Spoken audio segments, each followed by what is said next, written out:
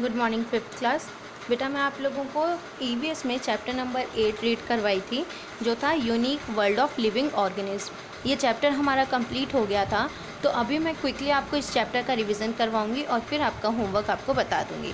तो देखो, इस चैप्टर में हमने क्या पढ़ा था।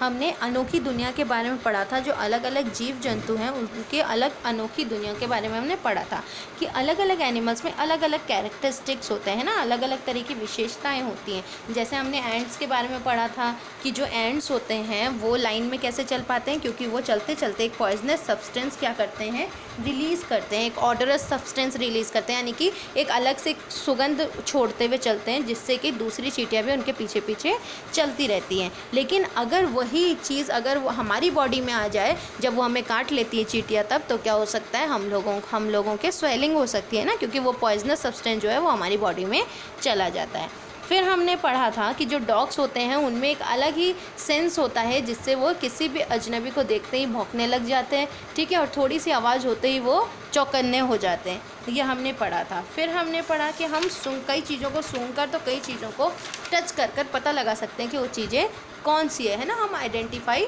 कर सकते हैं। फिर हमने पढ़ा था कि जो फ्लाई होते हैं या जो मॉस्किटो होते हैं उनका आई स्ट्रक्चर यानी आँखों की बनावट अलग अलग तरह की होती है।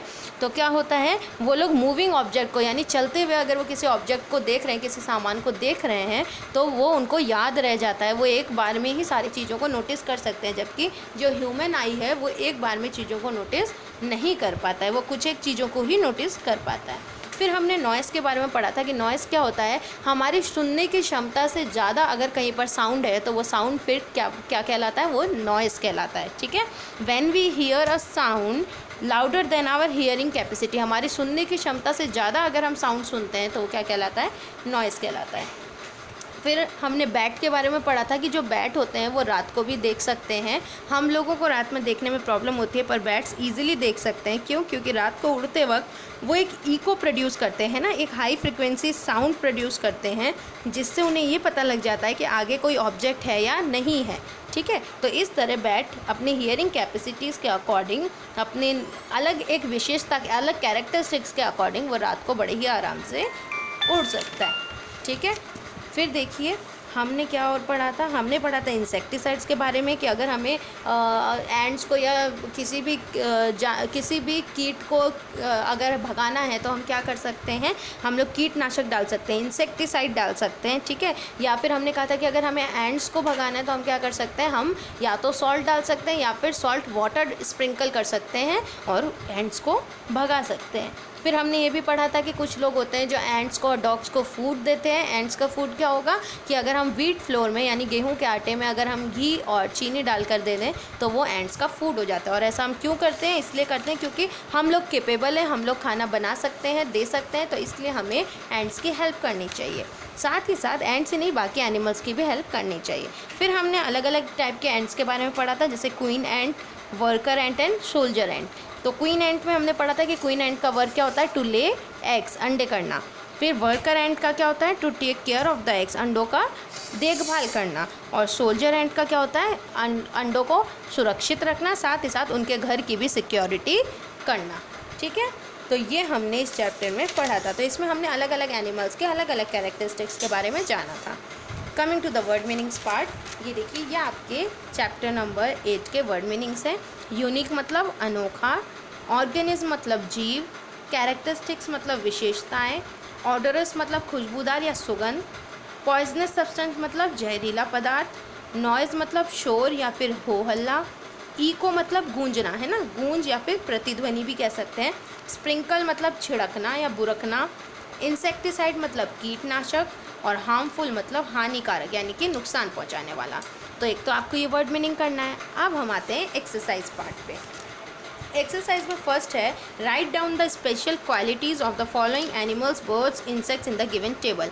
तो आप ये पहले क्वेश्चन नंबर 1 लिखेंगे, ऐसा टेबल ड्रॉ करेंगे और ये जो मैंने आपको लाइव क्लास में भी समझाया था ये एज इट इज़ आपको इसमें लिख देना है ना। जैसे बर्ड है, बर्ड का वे ऑफ फीडिंग क्या है, वो कैसे खाना खाते हैं, वो पिक करते हैं, और उनका मूव करने का तरीका है क्या है, वो फ्लाई करते हैं, उड़ते हैं। ठीक उसी तरह लिजर्ड वो स्वेलो करके खाती है, ठीक है, और उसका वे ऑफ मूविंग क्या है, वो वॉक करती है। तो ये वाला जो मैंने आपको टेबल बताया था, ये टेबल आप लोग एज इट इज़ अपने नोटबुक में बनाएंगे, ठीक है। उसके बाद सेकेंड देखिए, इसमें हमसे क्या पूछा गया था कि ये जो पिक्चर्स हैं, तो आप भी ऐसे ही अपने नोटबुक में पिक्चर्स पेस्ट करेंगे, ठीक है, और उसके बाद लिखेंगे कि फर्स्ट पिक्चर किसकी है, रैबिट की, और रैबिट का स्पेशल कैरेक्टरिस्टिक क्या है कि वो बहुत ही फास्ट भागता है। सेकंड एलिफेंट की पिक्चर है, तो एलिफेंट बिगेस्ट एनिमल है। थर्ड पैरट की पिक्चर है, तो पैरट कैन फ्लाई। और फिश की स्पेशल कैरेक्टरिस्टिक क्या है कि वह स्विम कर सकती है वाटर में। तो इस तरह आप भी पहले तो ये पिक्चर्स ड्रॉ करेंगे, अगर ड्रॉ नहीं कर सकते हैं तो पेस्ट कर लेना कट करके कहीं से, ठीक है, और फिर ऐसे आप उसकी कैरेक्टरिस्टिक्स को लिख देंगे। थर्ड क्वेश्चन है, how does a bat fly during the night without colliding with anything. बिना किसी चीज़ से भिड़े हुए बर्ड्स आराम से रात को फ्लाई कैसे कर सकते हैं। तो हमने पढ़ा था when a bat flies at night, जब रात को एक बैट उड़ता है, it produces a sound of very high frequency, तो वो बहुत ही हाई फ्रिक्वेंसी का एक साउंड प्रोड्यूस करता है, एक आवाज़ निकालता है, विच reflects back when it hits any object. अगर वो आवाज़ किसी चीज़ के जाके टकराती है तो वो वापस आती है वो आवाज़, तब वो समझ जाते हैं कि इसका मतलब आगे कोई ऑब्जेक्ट है। तो इस तरह इको का ध्यान रखते हुए, फॉलोइंग द इको, यानी कि इको का गूंजने का ध्यान रखते हुए, a bat can fly very easily in the dark. तो एक बैट जो है वो आराम से, बहुत ही आसानी से डार्क में, यानी एकदम अंधेरे में भी उड़ सकता है। नेक्स्ट है एग्जामिनेशन टाइप क्वेश्चंस। इसमें देखो फर्स्ट आपसे पूछा है कि work done by ends, ends क्या काम करती है और उन एंड्स का नाम क्या होता है। तो हमने पढ़ा लेइंग एग्स, वो कौन होती है, क्वीन एंड नाम है। सेकेंड है take care of the eggs, eggs का ध्यान रखने का काम कौन करते हैं, वर्कर एंड। और सोल्जर एंड क्या करते हैं, वो सुरक्षा देते हैं, सेफ गार्ड करते हैं एग्स को भी और अपने घर को भी, ठीक है। सेकंड क्वेश्चन पूछा है, which of these things can be identified through smell. इनमें से कौन सी ऐसी चीज़ें जिनको स्मेल कर जिनको सूंघ कर हम पहचान सकते हैं।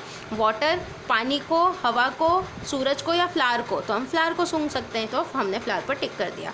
थर्ड है, which of these possesses eyes different from of those of human beings. Human beings यानी इंसान से अलग किसकी आंखें होती है, हाउस फ्लाई की, मॉस्किटो की, बोथ मतलब दोनों की, या फिर डी नन ऑफ दीज। तो हम बोलेंगे दोनों की, हाउस फ्लाई की भी और मॉस्किटो की भी। तो आपको इसका आंसर ऐसे ही लिखना है, both house fly and mosquito. सिर्फ ए एंड बी लिख कर नहीं छोड़ना है, both house fly and mosquito.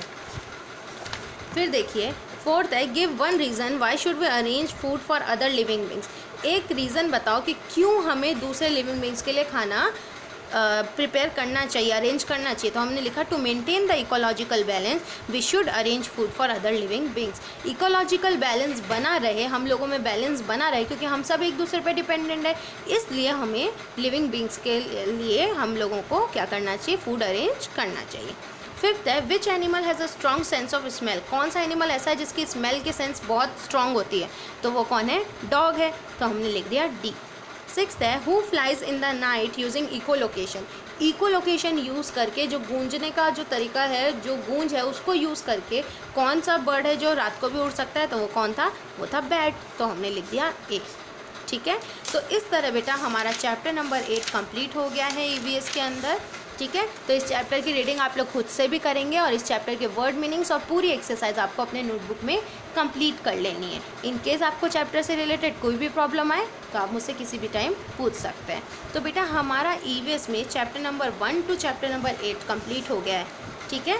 तो अब हम लोग नेक्स्ट क्लास में चैप्टर नंबर 9 स्टार्ट करेंगे। तो आई होप कि आप लोग chapter number 1 to chapter number 8 अच्छी तरह अपने नोटबुक में कंप्लीट कर लेंगे। हर एक चीज़ जो वर्ड मीनिंग है, पूरी एक्सरसाइज है, मैंने आप लोगों को सेंड कर दी है। अगर आपने नहीं की है, जो प्रीवियस वीडियो और प्रीवियस जो PDFs हैं उसमें आप देख लेना, उसमें आपको मिल जाएगा, ठीक है। तो 8 चैप्टर तक हमारा कंप्लीट हो गया, अपना वर्क कंप्लीट कर लो। मिलेंगे फिर अपने नेक्स्ट क्लास में। Till then bye and take care.